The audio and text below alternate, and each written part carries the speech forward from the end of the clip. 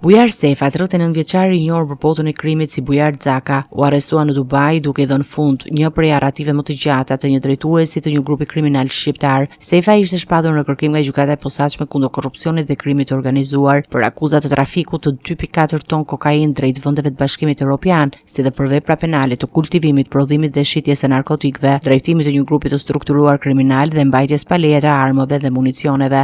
Sipas hetimeve të SPAK, 39 vjeçari ka kontrolluar prodhimin dhe transportin e lëndëve narkotike për një periudhë të gjatë, duke e bërë grupin Raja një nga rrjetet më aktive kriminale në vend. Më parë, Sefa kishte shpëtuar arrestimit gjatë një operacioni në fshatin Noj, ku policia kishte sekuestruar 145 kg hashash dhe municion luftarak, duke dëshmuar rrezikshmërinë dhe ndikimin e tij në trafikun e drogës. Autoritetet shqiptare po bashkëpunojnë më ngushtë me homologët në Emiratet e Bashkuara për të siguruar ekstradimin e tij drejt vendit. Gjykata e posaçme ka caktuar masën e sigurisë arrest me burg dhe hetimet vazhdojnë për të dokumentuar të gjitha aktivitetin kriminal të kryer nga Sefa dhe grupi i tij. Bujar Sefa rezulton gjithashtu një emër i njohur për autoritetet italiane, ku ka vjuar dënimin me 8 vite 7 muaj burg, ndërsa pasuritë e tij me vlerë deri në 346.000 euro janë konfiskuar si pjesë e hetimeve ndërkombëtare. Arrestimi i tij shën një goditje të rëndësishme për trafikun ndërkombëtar të drogës dhe aktivitetet e grupeve kriminale shqiptare.